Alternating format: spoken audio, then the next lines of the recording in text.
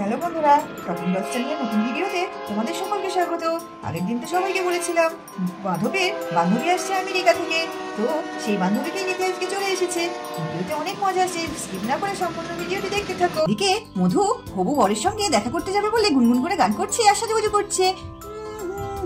সजना है मुझे सजना के लिए, सजना है मुझे सजना के लिए। আর ওদিকে শিরিনের মা ঢুকলো। কি ব্যাপার, মধু গুনগুন করে গান করছে, আবার এদিকে মনে হচ্ছে সাজুগুজু করছে, ওদিকে নতুন চুড়িদার বার করা রয়েছে। শিরিন আমার সঙ্গে যেন কেমন কেমন বললো। বাবা, বিয়ে হতে না হতেই তো কাকিমাকে ভুলে যাচ্ছ, কই কিছু তো বলছো না? ইস কাকিমা, আমি তো বলতেই যাচ্ছিলাম, কিন্তু কালকে থেকে তো সময়ই পেলাম না। এই শিরিনকে এসে মুখে তো সবই শুনেছো মনে হয়। এই আর কি ওই ওর আর কি বান্ধবী আসবে, তো সেই জন্যই আমরা আর কি যাচ্ছিলাম, আমাদের স্টেশনে যেতে বললো। না না না, খুব ভালো হয়েছে, যাও যাও যাও, বিয়ের আগে একটু কথাবার্তা দেখাশোনা হওয়াও ভালো, দুজন দুজনকে বুঝে নিতে পারবে। আসো, আমি তোমাকে সুন্দর করে সাজিয়ে দিই, না হলে দেখতে ভালো লাগবে না। জামাইয়ের সঙ্গে দেখা করছো বলে কথা। হে বাবা, আবার কি সাজবো বলো তো, এত সাজাগুজোর কি আছে? এই হ্যাঁ কাকিমা, একটু দেখো না গো, আমার ওই সালোয়ার কামিজটা বার করে রেখেছি, কেমন লাগছে? এটা পরলে ভালো লাগবে তো?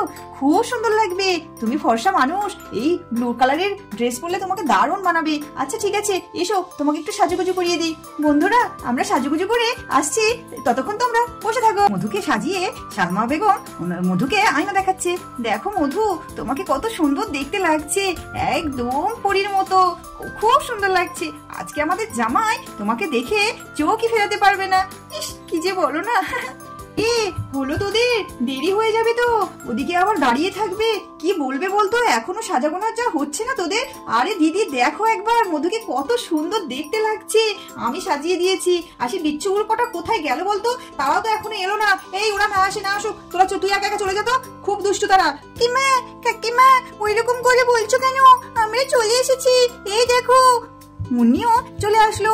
আরে মা, চলে এসছি। তুমি তো জানো এই সময় আমার একটু টিউশন থাকে, টিউশন থেকে এসে রেডি হতে আমার একটু দেরি হয়ে গেল। দিদি চল চল চল, জামাইবাবু আর ফোন করেছিল। এই শোন, বেশি দুষ্টুমি করবি না, চল চল। মা আসছি, কাকিমা আসছি, এই চল চল, সাবধানে যাস আর তাড়াতাড়ি বাড়ি চলে আসিস, বেশি সন্ধ্যা করিস না যেন। দি, আমরা কি দেরি করে ফেলেছি? এ বাবা, স্টেশন থেকে কেমন ফাঁকা ফাঁকা লাগছে। ওই দেখো, একটা ট্রেন দাঁড়িয়ে আছে, মনে হচ্ছে ওই ট্রেনটাতেই আসবে তোমাদের আত্মীয়। এখনই তো আসছে না, আমরা কি দেরি করে ফেললাম? জামু, তোমার বান্ধবী মনে চলে গেছে। আমরা টাইম মতোই পৌঁছে গেছি, মনে হলো এখনই ট্রেনটা ঢুকছে। এই তোমরা সব প্ল্যাটফর্মের ভিতরে ঢুকবে নাকি বাইরে দাঁড়িয়ে থাকবে? না, এখানেই দাঁড়িয়ে থাকো, উনি আসলে ওনাকে রিসিভ করে নিয়ে প্ল্যাটফর্মের ভিতরে চলে যাও। এদিকে মুন্নি, পুটি, শিরিন এতগুলো বাচ্চা নিয়ে ভিড়ের মধ্যে কে কোথায় চলে যাবে? বাইরেই তো বেশ ফুরফুর করে হাওয়া হচ্ছে, ভালো লাগছে এখানে দাঁড়িয়ে থাকতে। আর বিকালবেলা খুব সুন্দর লাগছে আবহাওয়াটা, আর প্ল্যাটফর্মটা খুব সুন্দর দেখতে যদিও। আচ্ছা ঠিক আছে, উনি আসুক, তারপর না একটু প্ল্যাটফর্মটা ঘুরে দেখবো। ওই দেখো, মনে হচ্ছে ট্রেনটা ঢুকেছে, এদিকে একটা ট্রেন ঢুকেছে, ওদিকে একটা ট্রেন ঢুকেছে। কোনটাতে আসছে সেটা তো জানছিও না, আমরা আসার আগেও তো অ্যানাউন্স হয়ে গেছে কত নাম্বারে নামবে। সেটাই তো ভেবে পাচ্ছি না। আচ্ছা আসুক, ও স্মার্ট আছে, ভীষণ স্মার্ট। এ ওটা কে? মনে হচ্ছে আসছে, ওটা নয় তো তোমার বান্ধবী? মনে তো হচ্ছে। মাই গড, বাপরে বাপ, তোদের ইন্ডিয়াতে কি গরম। আরে এলিনা, আয়, হাউ আর ইউ? তো কোনো অসুবিধা হয়নি তো? বাপরে বাপ, অসুবিধা হয়নি মানে? তুই বলছিস কি? আর তোরা এখানে থাকিস এই ঢেরে গোবিন্দপুর? ও মাই গড, তুই ইউএস ছেড়ে এখানে কিভাবে? আমি জাস্ট ভাবতেই পারছি না। আরে ঠিক আছে ঠিক আছে, তুই আয় না, গ্রাম্য পরিবেশ দুই একদিনের মধ্যে খুব ভালো লাগবে। ডিসগাস্টিং, আমি ভাবতেই পারছি না আমার ভালো লাগবে। ও যাই হোক, তোর সেই সারপ্রাইজটা কোথায় সেটা তো বললি না। হাই সুইট গার্ল, এটা কে? এই সুইট বেবি, কি সুন্দর সুন্দর বেবি। এ তোমরা কারা? তোমাদের নাম কি? ও বাবা, ও মাই গড, তোমার হেয়ার স্টাইলটা তো দারুণ, আমার ভীষণ ভালো লেগেছে তোমার হেয়ার স্টাইলটা। এই তুমি তোমার যেভাবে হেয়ার স্টাইল করেছো আমার করে দেবে? ও যাই হোক, এনিওয়েজ, আমি তো তোমাদেরকে চিনি না, কি করে জানবো? আমি তো পাগলই হয়ে যাচ্ছি। সো তোমাদের বাড়ি কোথায়? তোমাদের বাবা মা কোথায়? কাদের সঙ্গে এসেছো? এখানে একা একা দাঁড়িয়ে আছো কেন? আরে ওরা আমাদের সঙ্গে এসছে। ও যাই হোক, তুই আগে আসল জনের সঙ্গে মিট করে নে, তারপর ওদের সঙ্গে কথা বলাচ্ছে। ওকে ঠিক আছে, আগে আমি ওদের নামগুলো জিজ্ঞাসা করে নিই। হেই, তোমার নাম কি? শিরিন। ও মাই গড, দারুণ নাম। সেই, তোমার নাম কি? সো সুইট, তুমি খুব সুন্দর একটা মেয়ে। বলো তোমার নামটা কি? আমি পুটি। হেই, তোমার নাম কি? তুমিও খুব সুন্দর। Wow nice. আমি মুন্নি। ও মাই গড, মুন্নি। ও মুন্নি নেম, সুন্দর সুন্দর। শি এন্ড পু আর মো। আমি তোমাদেরকে এই নামেই ডাকবো। মাধব, তোকে কতদিন পর দেখছি। ও মাই গড, খুব ভালো লাগছে তোকে দেখে। আমারও ভীষণ ভালো লাগছে।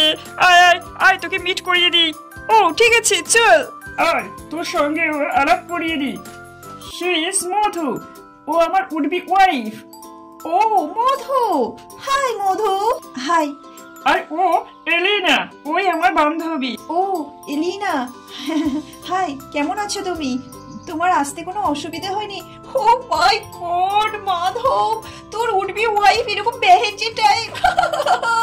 আমার ভীষণ হাসি পাচ্ছে। এমন কেন রে? আর তুই শেষে ধীরে ধীরে গোবিন্দপুরে বিয়ের জন্য রাজি হয়ে গেলি। ও মাই গড, আমি ভাবতেই পারছি না। হ্যাঁ যা, এভাবে বলিস না। আমার তো জানিস আগাগোড়ায় একটু দেশি গাল বেশি পছন্দ। চল চল চল, ছাড় তো, সব সময় তো ইয়ার কি। ও মাই গড, ইয়ার কি? ও সো ওই বাচ্চাগুলো কে? তুই তো বললি না। ও ওরা আমার শালিক, ও মুন্নি আর ও পুটি, ও শিরিন, ওরা ভীষণ সুইট রে, ওদের ওই জন্যই নিয়ে এসছি। ও তাই বুঝি। আচ্ছা, তো শালি এরা তোর বোর্ড থেকে তো ওরা বেশি স্মার্ট মনে হচ্ছে। আচ্ছা বাবা, ঠিক আছে ঠিক আছে, চল এবার বাইরের দিকে যাই। এই মুন্নি শিরিন, তোমরা বাইরের দিকে এসো। এই চল বাইরের দিকে চল, এখানে বেশ গরম লাগছে। ঠিক আছে, তুই চল, আমি আসছি। বলে মাধব বাইরের দিকে চলে গেল। এদিকে এলিনা যেন একটু মনটা খারাপ খারাপ। কি বলছে বন্ধুরা, এসো আমরা শুনে নিই। ও মাই গড, এটা মাধব কিভাবে করতে পারে? আমি তো ভেবেছিলাম ও আমাকে প্রপোজ করে সারপ্রাইজ দেবে, আর ও মাঝখান থেকে ওর উডবিকে দেখিয়ে আমাকে সারপ্রাইজ করে দিল। আমার একটুও ভালো লাগছে না।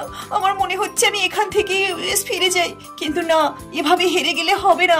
আমি কিছুতেই ওই গাইয়া বেহেঞ্জি টাইপস মেয়েটার সঙ্গে ওর বিয়ে হতে দিতে পারি না। ওর সঙ্গে যদি বিয়ে কারোর হয়ে থাকে সেটা আমার। আমি এতদিন ধরে ওকে ভালোবেসে আসছি, আর এক মুহূর্তে সব শেষ হয়ে যাবে। এটা আমি কখনোই হতে দেব না। আমি এখন বাইরে যাই, ওদেরকে বুঝতে দিলে হবে না আমার মনের ভেতরে এসবগুলো চলছে। আমি ঠিক এগুলো ঠিক করেই ছাড়বো। বলে এলিনা বাইরের দিকে চলে গেল। দিদি, তোরা কি কিছু বুঝতে পারলি? ওই দিদিটা কিন্তু আমার মধু দিদিকে অপমান করছে। আমার মধু দিদি বেহেঞ্জি টাইপ, সেরকম বললো। আমার মধু দিদিকে সবাই কত ভালোবাসে, ওকে আজকে জব্দ করতেই হবে। এই দাদারা আমাদেরকে আগে ডাকার আগেই আমরা একটা প্ল্যান সেরে ফেলি। চল ওকে কিভাবে জব্দ করে। বা শিরিন একটা বুদ্ধি বার করলো। সুনপটি, আমরা ঝাল ঝাল ফুচকা খাবো মাধব জামাই বাবুর কাছে, আর ওই মেয়েটাকে এও খাইয়ে দেবো। তাহলে ও বুঝতে পারবে দিদিকে বেহেঞ্জি বলা আর গাইয়া বলার মজাটা। মনে দিদি, কি বলো তুমি? একদম ঠিক বলেছিস তোরা। নে আমরা তিনজন মিলে হাত মেলাই। ওই এলিনা দিদিকে যতবার আমার দিদিকে অপমান করবে আমরা ততবার শাস্তি দেব। বলে তিনজন হাত মিলিয়ে নিল। মুন্নি, শিরিন, পুটি, তোমরা তাড়াতাড়ি এসো। বন্ধুরা, তোমরা তো দেখতেই পেলে এলিনা আমাদের বাড়িতে চলেই এসেছে, আমাদের পরিবারে টকিং ডলসে। এবং এলিনা অনেক দুষ্টু মেয়ে, তো তাকে তো জব্দ করতেই হবে, তাই তো বন্ধুরা? তো কি কিভাবে জব্দ করা হয় তোমরা অবশ্যই কমেন্ট বক্সে জানিয়ে দেবে, আমরা সেই মতো জব্দ করব। তো আজকে আমরা একটা কিছু ভেবেছি, সেই জব্দ করার কাহিনীটা দেখতে হলে অবশ্যই আমাদের টকিং ডলস চ্যানেলটিকে সাবস্ক্রাইব করতে হবে, আর সবার আগে ভিডিও পেতে পাশে থাকা বেল আইকনটি প্রেস করে দিতে হবে। আর সকলে ভালো লাগলে ভিডিওগুলো লাইক করে দেবে। ভালো থাকবে, সুস্থ থাকবে, দেখা হবে পরবর্তী ভিডিওতে।